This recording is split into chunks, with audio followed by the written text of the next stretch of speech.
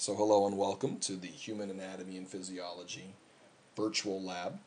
This is Rene Vogt-Lowell speaking, and I will give you a quick tour of how this simulation works.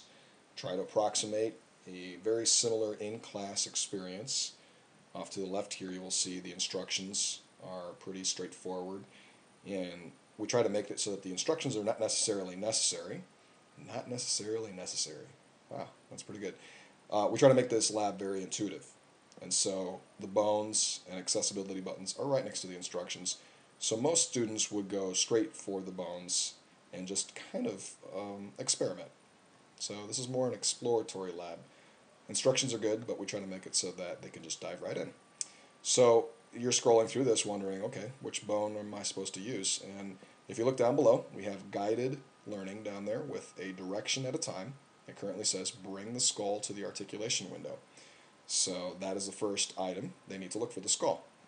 And just like in the lab itself, in the physical lab, they would get a bag of bones that is approximated by this list right here. This list shows up in a random order each time, the same way that a student might find a different order of bones inside the bag. So they're going to grab the skull and place it in that articulation window.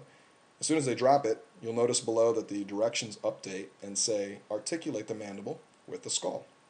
So the student needs to know what the mandible looks like, and that is the next bone they go to look for. So let's just say that they don't know what it looks like.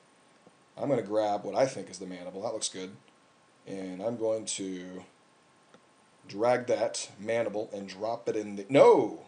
The foot is not the right bone. So just like in the class, we do get some feedback saying, please don't stick your foot in your mouth. Not virtually, not in the real world. Not a good idea. So we will take care of that, say okay, and we will try that again. So this time we'll look for the mandible, which we get correctly, I hope, this time. I'll let go of it, and yes, no error. So I'm going to go ahead and try to put it together. They can choose to move whichever piece they want. I'm going to just go ahead and connect the mandible with the skull. Doesn't seem like it works there. So not only do they need to know the bone names and be able to identify them, but also know how they articulate, how they go together.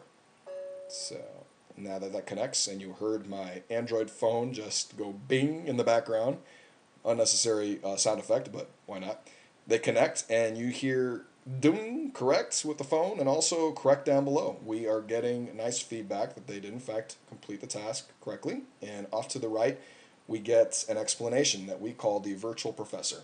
And that's basically the terminology that explains what they achieved, and they would have gotten that in the class itself.